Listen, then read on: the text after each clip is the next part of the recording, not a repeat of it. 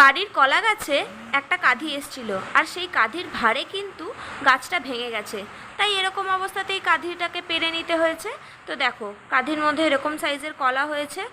তো এই কলাগুলো তো আর ফেলে দেওয়া যাবে না, তাই চেষ্টা করবো আজকে একটা কিছু রেসিপি বানানোর। তো চলো। তো আমি এই কলাগুলোকে এরকমভাবে ফুলের মতন করে কেটে নিয়েছি, আর পেছন দিকে একটু করে বাদ দিয়েছি, আর মাথার ফুলটা বাদ দিয়ে দিয়েছি। এই দেখো, মাথার ফুলটা বাদ দিয়ে দিয়েছি, আর পেছন দিকের অংশটা একটু একটু করে বাদ দিয়ে ঠিক এরকম ফুলের মতন করে কেটে নিয়েছি।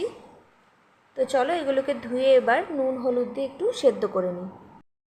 দেখো, আমি এর মধ্যে হলুদ আর নুন দিয়ে বসিয়ে দিয়েছি কিন্তু সেদ্ধ। এটাকে মিনিমাম 40-50% এটাকে সেদ্ধ করে নেব।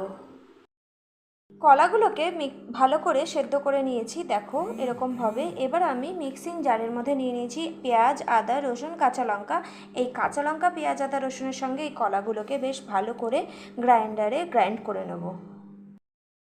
এখানে আমি সব কিছু ভালো করে পেস্ট করে নিয়েছি। গোটা গোটা থাকলেও কোনো অসুবিধা নেই, দেখো আমার গোটা গোটা রয়েছে, একটু গোটা গোটা থাকলে কোনো অসুবিধা নেই। এবার এর মধ্যে অ্যাড করব কিছু জিনিস।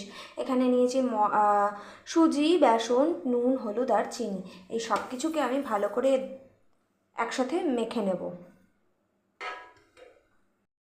সব কিছুকে একসঙ্গে ভালো করে মেখে নিয়েছি, আর এর মধ্যেই কিন্তু আমি তেল গরম বসিয়ে দিয়েছিলাম। তেল কিন্তু গরম হয়ে গেছে। এবার এর মধ্যে এরকম চ্যাপটা চ্যাপটা করে ছাড়বো, ছোটো ছোটো করে।